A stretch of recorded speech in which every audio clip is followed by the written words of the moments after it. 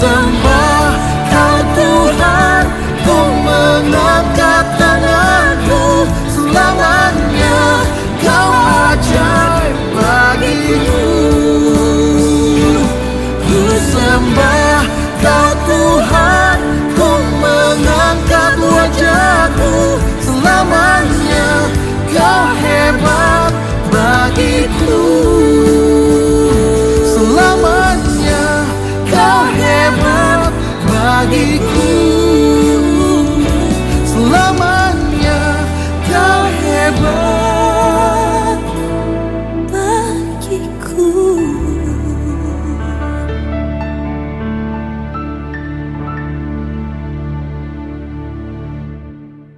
Selamat pagi Bapak Ibu serta saudara yang terkasih di dalam nama Tuhan Yesus.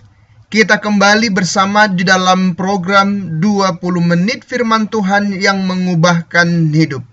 Hari ini edisi Selasa 8 September tahun 2020.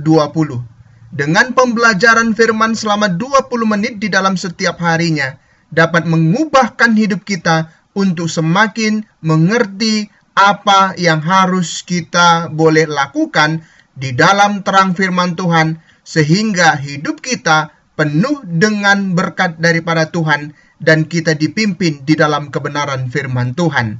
Marilah kita bersama-sama bersatu di dalam doa. Tuhan Allah Bapa yang bertahta di dalam kerajaan sorga, pada pagi hari ini kami sangat bersyukur sekali ya Bapa, karena Engkau yang menuntun kami, bukan yang lain, karena Engkau yang mengarahkan hidup kami. Oleh sebab itu kami menginginkan di dalam setiap kehidupan kami, hanya Engkaulah Tuhan yang sungguh-sungguh boleh berkarya di dalam kehidupan kami. Dan untuk itulah, di dalam pembelajaran firman Tuhan selama 20 menit ini, kami sungguh-sungguh Tuhan dipimpin untuk berjalan bersama dengan Tuhan, dan hidup kami pun dapat berubah. Berkati setiap para pendengar yang mendengarkan akan firman Tuhan ini. Di dalam Kristus Yesus Tuhan dan Juru Selamat, kami telah berdoa dan mengucap syukur. Amin. Saudara yang terkasih di dalam nama Tuhan Yesus, hari ini kita masuk di dalam kitab Markus pasal yang pertama ayat yang ke-15. Saya akan membacakan bagi kita semuanya dan kita mendengarkan firman Tuhan yang akan boleh kita yang dengarkan bersama-sama. Markus pasal yang pertama ayat yang ke-15. Katanya, waktunya telah genap, kerajaan Allah sudah dekat. Bertobatlah dan percayalah kepada Injil. Saya hendak mengulangi daripada kalimat di dalam Injil Markus pasal yang pertama ayat yang ke-15 ini.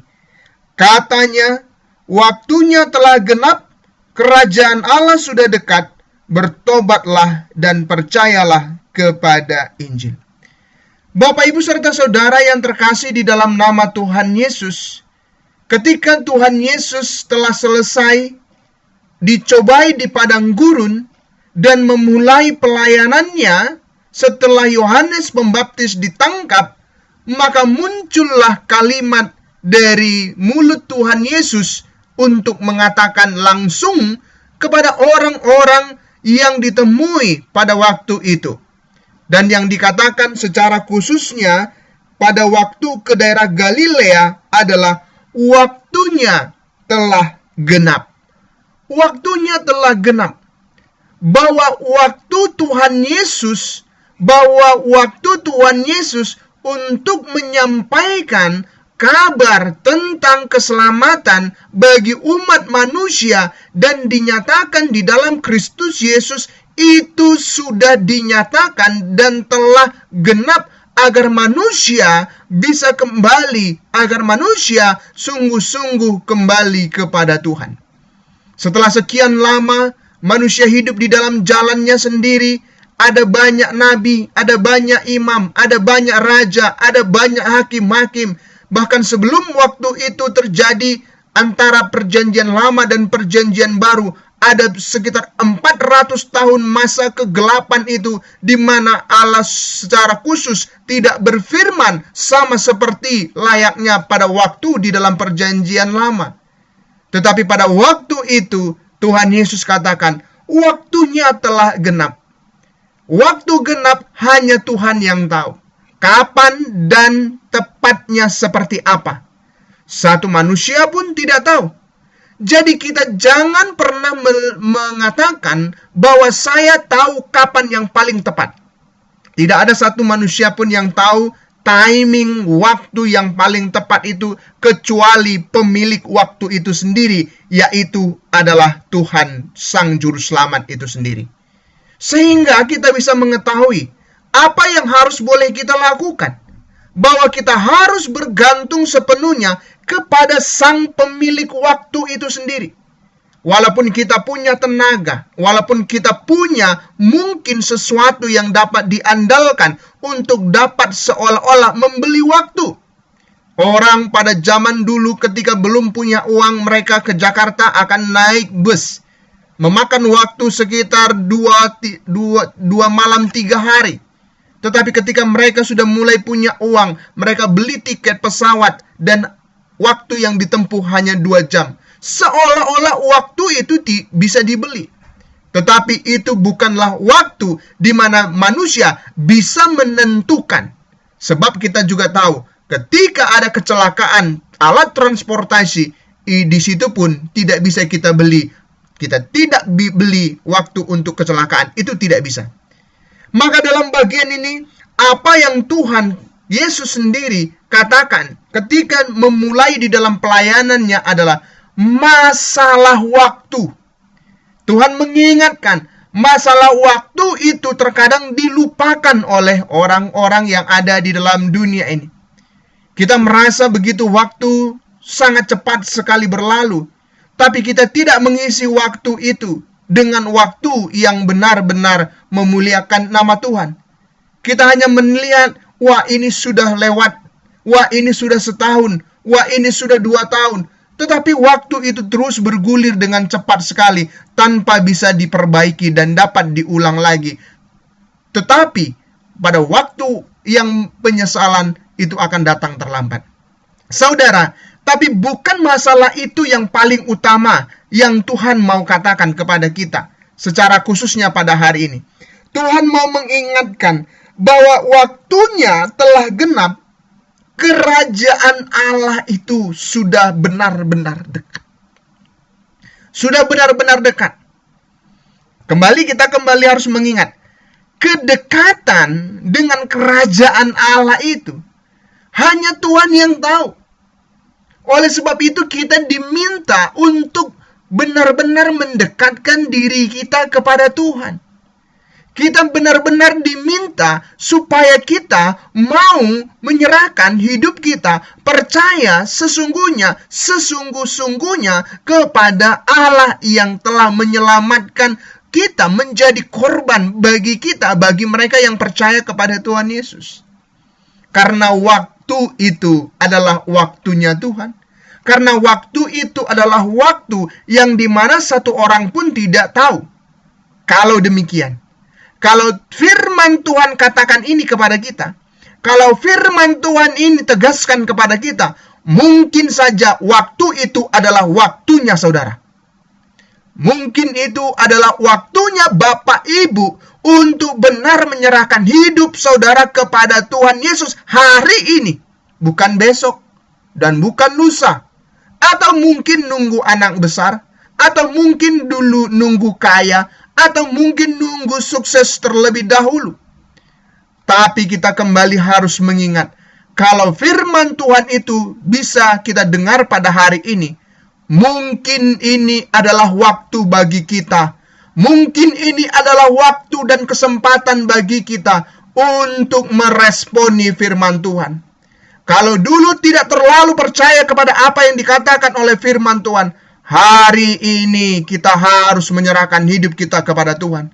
Kalau dulu kita belum mengenal dan belum mau diatur oleh firman Tuhan, hari ini kita harus datang kepada Tuhan. Kalau dulu juga mengacukan berbuat dosa seenak kita sendiri, hari ini kita harus bertobat.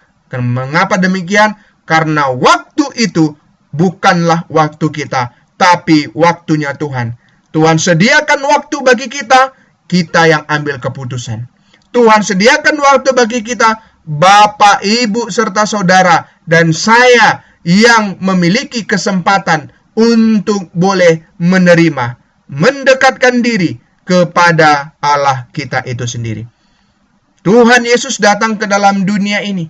Dia berjalan, dia menyusuri orang-orang, kota-kota, desa-desa di sekitar daripada Yerusalem, mengabarkan kerajaan Allah sudah dekat. Dan lanjut firman Tuhan mengatakan, bertobatlah dan percayalah kepada Injil itu sendiri. Bertobatlah dan percaya di dalam Kristus Yesus.